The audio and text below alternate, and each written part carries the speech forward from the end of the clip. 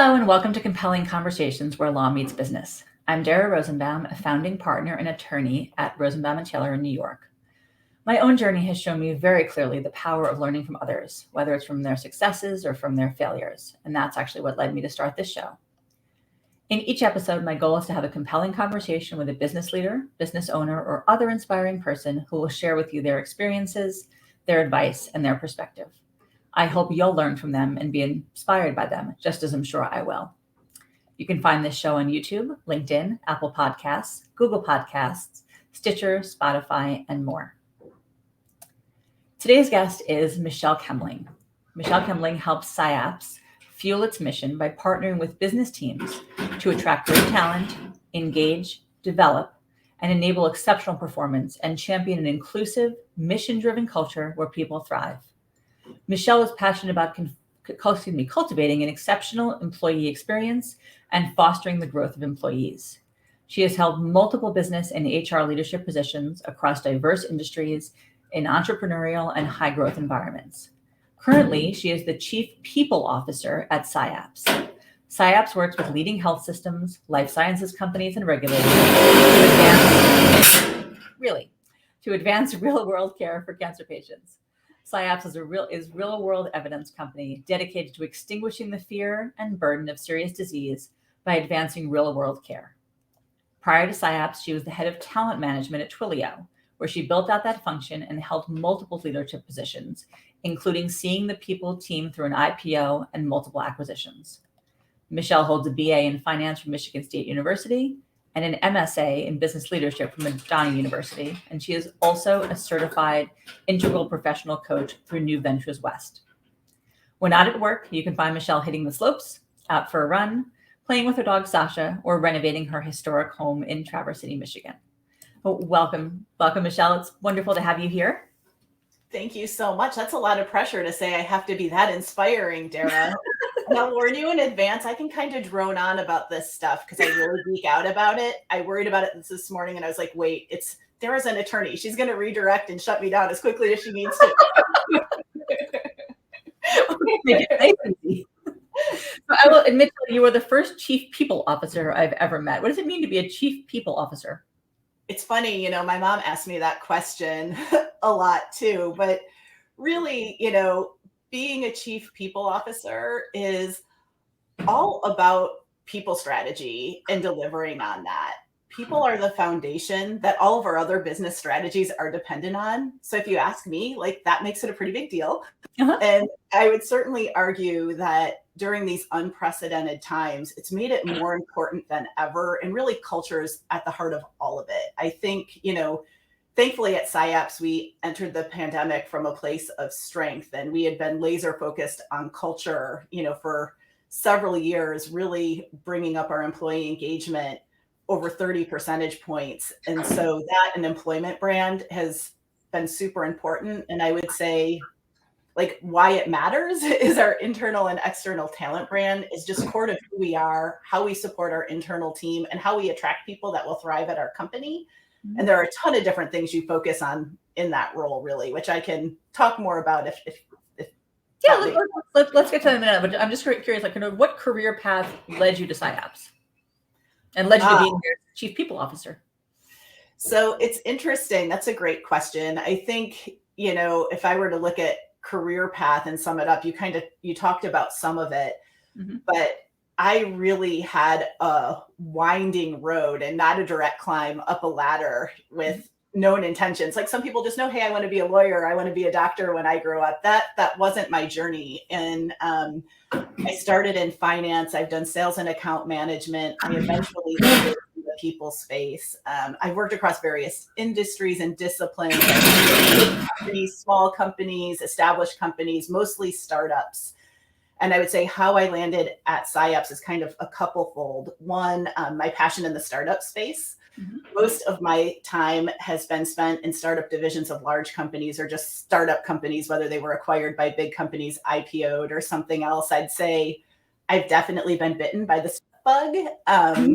It's a bit of an addiction. I think I should just have a t-shirt made that says, I think I had one more in me. Dara, it is so addicting. And the couple of times I've deviated from that, thinking consulting would be sexy and mentally stimulating, or working at a large company, that were amazing companies and do great work, but they drained my energy. And I learned a lot about myself. They weren't the right fit for me. They didn't bring out my best work.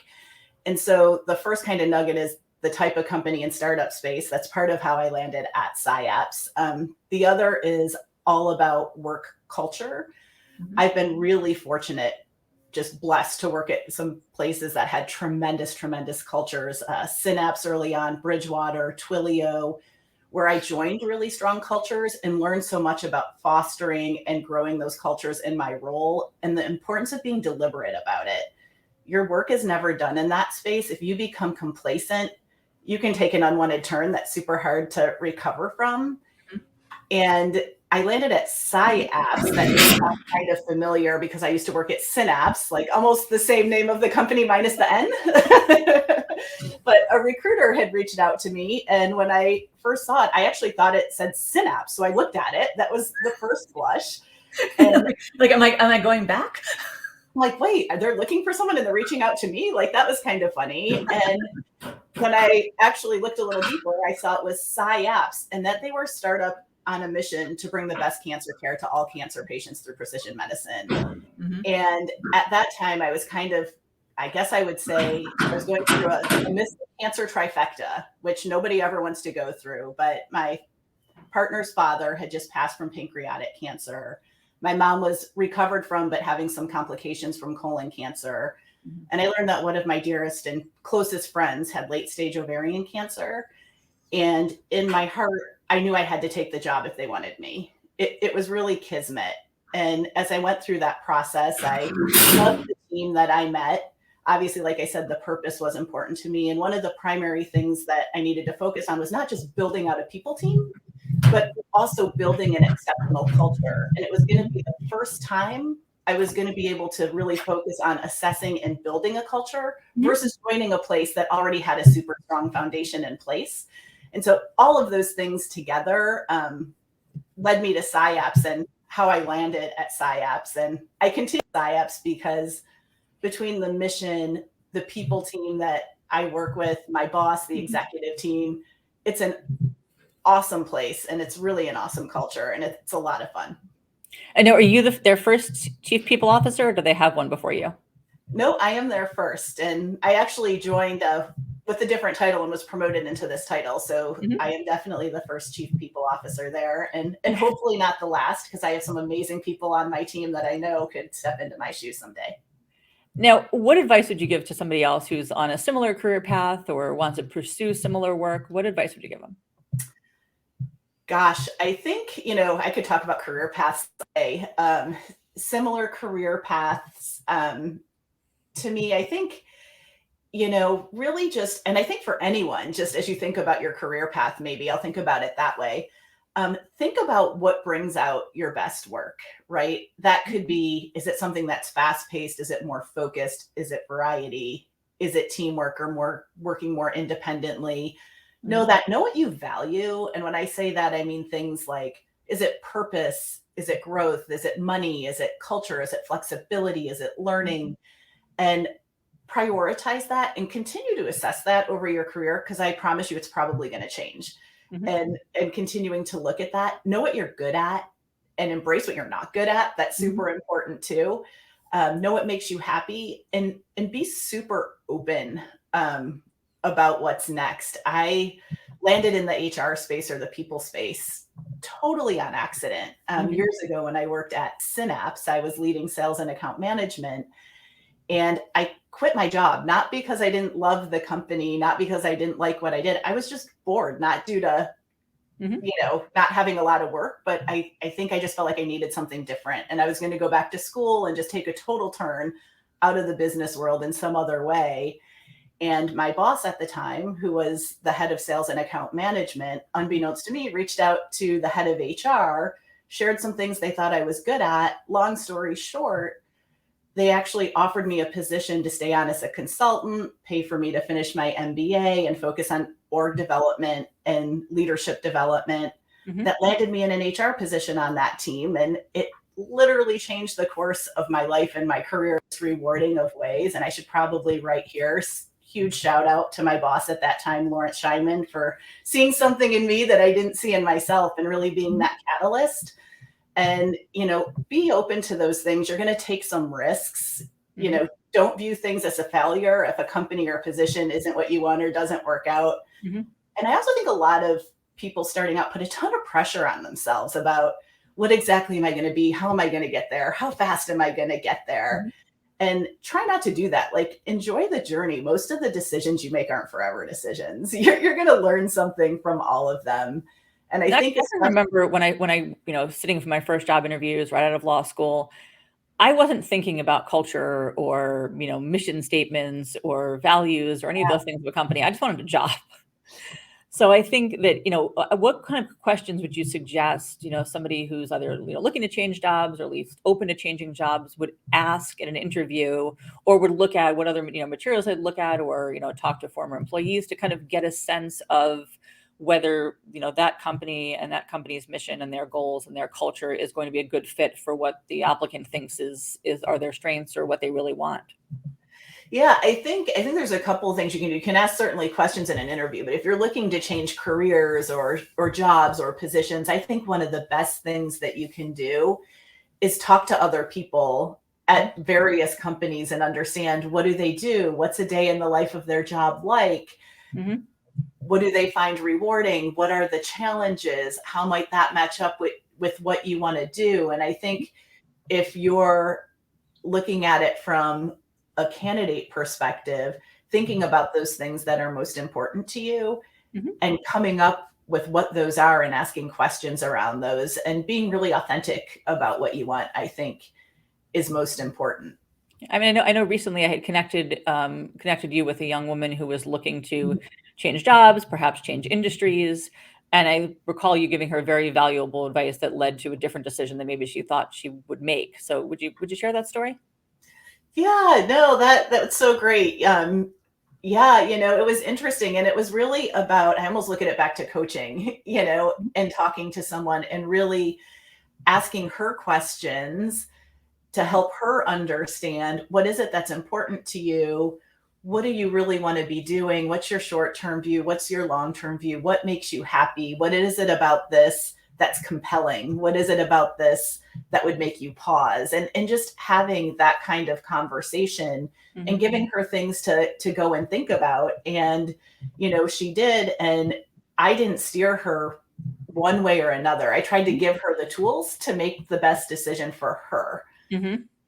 Because you're not the one who's going to have to live, and you certainly don't want to say, yes, go do this, and it be right. totally wrong for someone else. So mm-hmm. It's about really being able to give someone the tools they need and ask the questions for them to think about it. And she was so fantastic. She gave me a call back. I don't know if it was days or weeks later, but she gave me a call back to tell me what her final decision was, and that the mm-hmm. conversation and the thought process had led to her making a decision that she felt really great about, which was mm-hmm. not the direction she was originally going in. So yeah, I know she was originally planning to take the job. And I think after speaking to you and really being, kind of thinking critically about what the culture was going to be like and what it was going to be like day to day and sort of what it was going to mean for her career path, she ended up not taking the job and ended up in a job that is just, I think, a much better fit for her.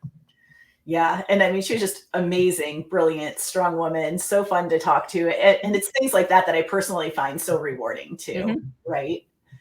And I think that goes to, if I were to give advice on the career front to managers or leaders out there, mm-hmm. I think this is super important. Know what makes the people on your team tick and make growing them a top priority for you, even if it's not ultimately they're going to want to do what they do or even work on the team you're on. And it's a story similar to that. I would say, I was just thinking about it as you said that, but I have someone on my team, a head of people ops, who is just outstanding. And she's questioning, hey, do I want to specialize in compensation someday, and other things like that. And I actually connected her with people in my network who are senior leaders in that space, so she could talk to them about those things and mm-hmm.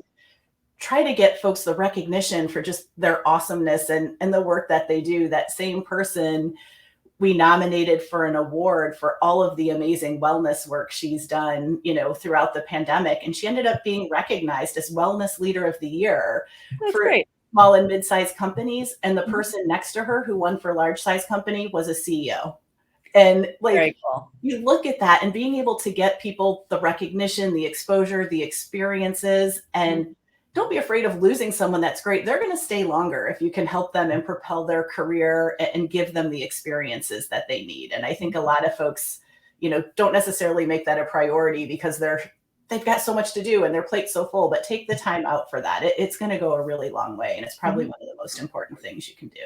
And I think you also touched on something important, which I always talk about, is sort of having that network and having those resources. And you talked about how, how critical your boss at Synapse was in terms of influencing your career. And I found that knowing the person who knows somebody, or to, sort of having those connections that you can exploit when you need, and lean on when you need to, is really important. Because, if she didn't have, you who could connect her to other people who she could speak to and get feedback from, she might not have had the information she needed. Yeah, to me, it's about authenticity and relationships. Hmm. And when you have really authentic relationships with folks, you're going to want to help each other. You're going to want to jump in when someone needs it. And I Hmm. think that's super important to take the time to naturally really build those relationships. Yeah, I like to call it, I mean, just my own little personal pet peeve, I like to call it connecting as opposed to networking. Networking to me has a sort of like negative, hey, what can you do for me? What can I do for you connotation, as opposed to connecting and getting to know people, like sort of, not when you need them, but, well before that. I totally agree. And it's funny because I've always said, ooh, I'm not good at networking, but the relationship building and going out and Hmm. connecting the things that really matter with you, it's just a natural thing. Hmm. I think Now, that's a great I'm sorry, go ahead. differentiation. Yeah, in terms of Syapse, what are Mhm. your biggest focal points, or what are your main areas of focus as the CPO? Yeah, I would say there's a lot of different areas of focus. But looking at culture is definitely number one. Like I said, you can't be complacent about that. And we're super fortunate to attract a lot of brilliant mission driven people with great pride in what we do. And that's a great ingredient to have if you want to create and sustain a great culture. Mhm. But our top focal areas have been on really understanding who are we and what's most important to people right now. And our focus on wellness and genuinely caring and supporting the Syapse team and their families has been at the forefront, really, as we all experience COVID, a new work-life blend, really, with our worlds Mhm. just colliding from Yeah. work and home. Focusing on the future of work and what it look like as we're now a fully remote first company, and the impact that that has on really opening up the talent market and Mhm. ability to hire diverse talent, and really creating a strong focus on belonging. Our diversity and inclusion team is really led by a grassroots team internally, and their belonging scores last year shot up to Mhm. 89% favorable. They're doing a ton of great work That's great. growing people and careers, right? Like, that's so important to everyone. And really, when we look at our employee value proposition, which means, what's our brand, and are we aligning with that internally and externally? So we're hiring Mhm. people that thrive here. It's really about wellness, flexibility, and growth. Mhm. And a lot of focus on innovation as well, and starting to do a lot more in that space. When you work at a space that's doing something people have never done before, you've got a lot of folks, especially within our development area and things like that, that thrive on being able to show that they're innovating and having the time to do that. And so there's been a huge focus on that. And I would say on the cultural front, what I'm most proud of, probably, and not proud of myself, but proud of the people of Syapse. Yeah. You know, we started a cultural assessment a few years ago when I started at the company. Gosh, I guess Mhm. it was almost 3.5 years ago now.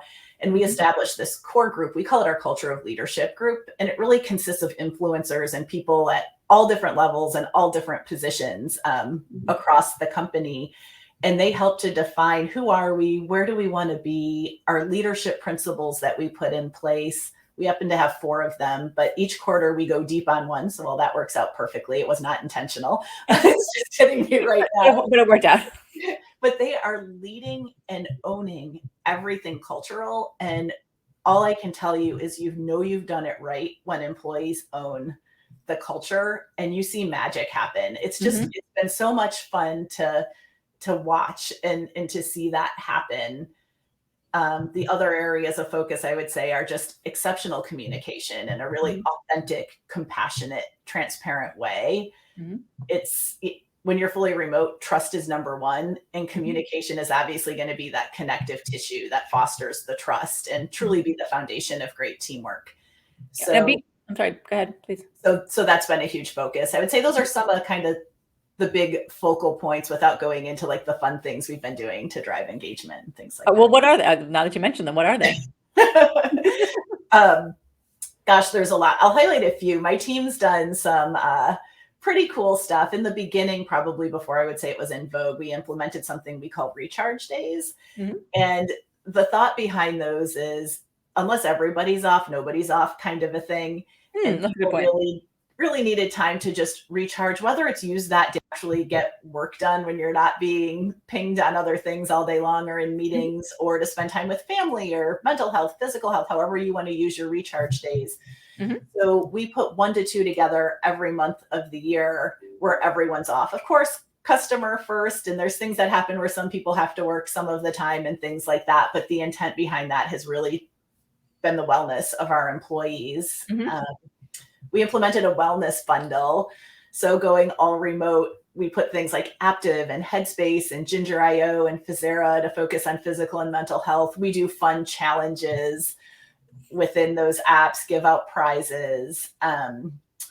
What are a couple other things that are fun? We just kicked off a neighborhood program that's kicking off right now. So now it's pretty cool. With everyone being remote, you're not seeing people in an office. You have no idea necessarily where other employees live.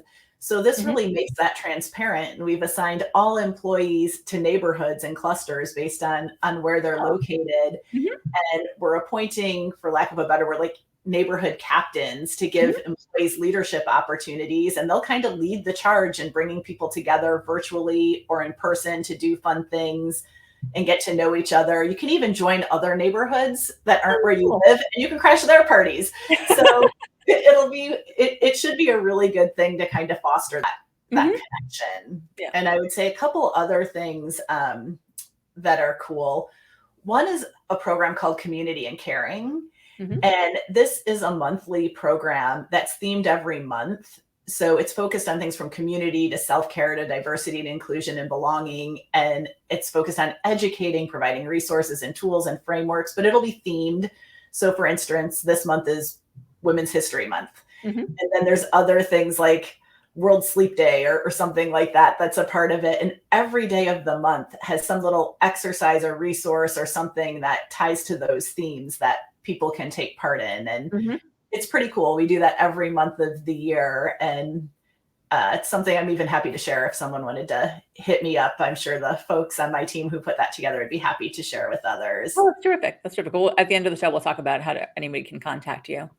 Cool. You are obviously so passionate, Shelley, about what you do and how you do it and who you do it with and where you do it. When do you think you're at your best at work? That's a great question. So I think there's a lot of things that play in that. Number one, the morning. I'm definitely a morning person. My IQ drops as the day goes off. I need to start my day with a latte. It is real. I do. Absolutely need to have that. I need to exercise. If I do have the time to be able to meditate or something like that, I'm also at my best with that. I have to admit it's fallen off a little bit lately. And really, like I said kind of earlier, being at a place where there's a lot of variety, where I can be both strategic and hands-on and see the results of my work and get stuff done. And certainly that startup space is a space where you see that, for better or worse, by the way, whether things go great or they don't. You see the results pretty quickly. And, and at a place that aligns with my values, I think, and having a great boss, a great team, all of that helps and really, I think, brings out your best work. Now, I mentioned, just to change gears a little bit, I mentioned that you became an integral coach. Can you just tell us a little bit about what that is and why you went and did that? Yeah, right. Like, what the heck is that? That's kind of what I asked. Integral coaching is really coaching where you're looking at a person and all aspects of them and their life holistically, given everything is intertwined. Like if I were to explain it, if I was looking at your physical health, your mental health, your work life, your personal life, all of these different buckets that you have in life. If any one of them isn't full or totally tips over, it impacts all of the rest in some way. So Mhm. it's really about looking at things holistically. Mhm. Um, why did I do that? I worked with a coach for years, at first in partnering with her to work with other executives. And over that time, we built a strong relationship and she became a coach to me. It Mhm. just super powerful relationship, changed my life. And as I worked with her, I thought, wow, I want to be able to do this for other people someday. Mhm. And I think it would also help me in my current job. It may be something in the future that I turn to doing that someday. Mhm. But I thought overall, I just heard that experience was so powerful for me that I thought it might make sense to jump in and try to do that for other people. And what impact does what you learned during that certification have on your work at Syapse, if any? Yeah, I think a couple of things. Mhm. One, a huge part of going through a program like that is having an accurate picture of who you are Mm. and actually working to build yourself to be the best person you can be so that you can bring out the best in others. So it's kind of like when you're flying, hey, if something goes wrong, put someone else's oxygen mask on, put yours on before you put on someone else's, right? Right. It's kind of that philosophy. And, you know, from that standpoint, I balanced myself a lot more and learned some practices that allow me to handle things in a different way to be able Mhm. to do my job better for others. And when you're in the people space, you asked earlier, like, hey, if someone wants that kind of career, what should they think about? Mhm. If you're going to want to be a chief people officer someday, there's a lot to it, a lot that I hadn't thought about.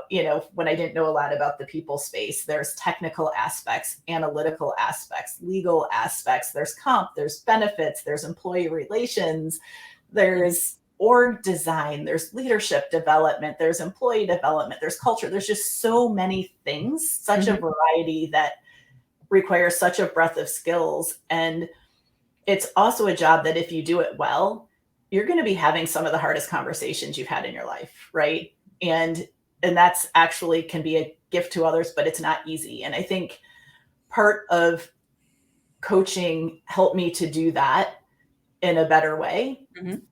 There were a couple of practices, at least for me, that and what would benefit you is different than what would benefit me, but a couple Right. of the things that I think could benefit everyone that I went through. One was a focus on always be learning. Mhm. And I think, it sounds pretty basic, but it's really the practice of doing something that you have never, ever done before, Mhm. whether that's quarterly or what have you. And I did some ridiculous things. I did hip hop class. Let me tell you something about hip hop class. It is really hard. I not I, one, I was definitely the most uncoordinated person in the room, and I'm a athletic person, but it was hard, and definitely the oldest person in the room. It was So a really please tell me there's a video. oh, there's not. Maybe there's a mirror across the whole front of the room. You walk into this room with all these people you don't know, and they start out with a few steps, then a few more. And through the course of the class, you get through one long song and you've got the dance to the whole song done. But like, Yeah. this is in 45 minutes and remembering and pulling all of that together. And I've never been in a dance class before. Mhm. And, I stuck with it. But what you realize when you're doing something that you've never done before, one, it puts you in the shoes of a learner, right? Mhm. So whether you're leading, whether you're a parent, whether whatever it is, to be able to put yourself in those shoes, it's humbling Yeah. and it really almost makes you a better teacher in some ways. It's also a terrific exercise in being fully present because when you're doing something you've never done before, you're not Mhm. checking your cell phone, you're not, whatever it is, you're not doing it. And I Yeah. don't think we're all fully present enough, even when Mhm. it's just sitting and having a conversation like this, I think that's to true. really be in the moment Mhm. is amazing. And I think it's a good exercise in that. So I really encourage people to, whatever it is, even if it's once a year, like do Now, something. are you recommending hip hop class or just Boy, it depends. I tried rock something out of the climbing ordinary? and I'm terrified of heights. And that was even worse. I made it like 2 feet off the ground and was shaking as if I was on the top of a mountain. So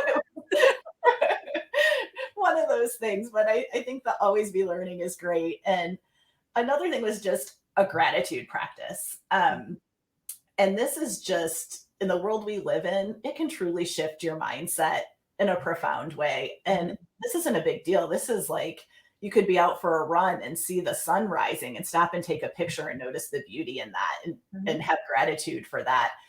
It can take you a few seconds, it can take you a few minutes. And expressing gratitude to others as well is always a good thing. But those couple of things that were a part of the practices that I had to do every day or was recommended for me to do are things I continue to do, and I think super beneficial that could help others. That's terrific. I love that advice. So you talked about always be learning. I like to ask people on the show, what's something that you learned along your journey that you wish you'd known earlier? I think I might be able to write a book on this. Are you collecting these and going to write a self-help book for all the rest of us, Dara? I'm just going to buy yours. Gosh, I think,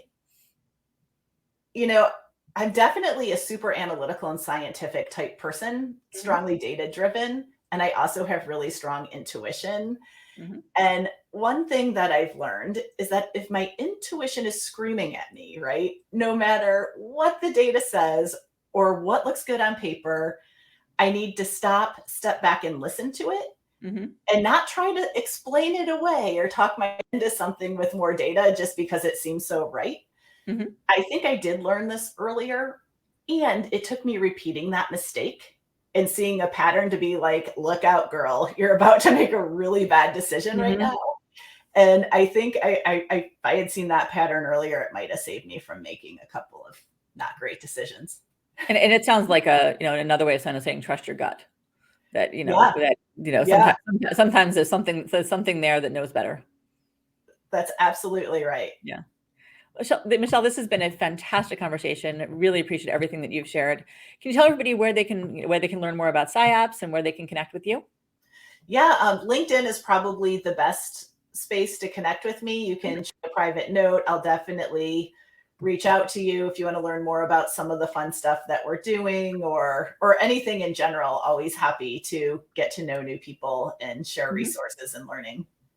Sure. And how do they learn more about Syapse, about the mission that your company is they on? can check us out at syapse.com or hit me up with questions and I can connect them internally too if there's specific people they want to talk to. Well, thank you so much. This has been so interesting and I learned a ton. It was super fun. Thank you, Dara. Thank you.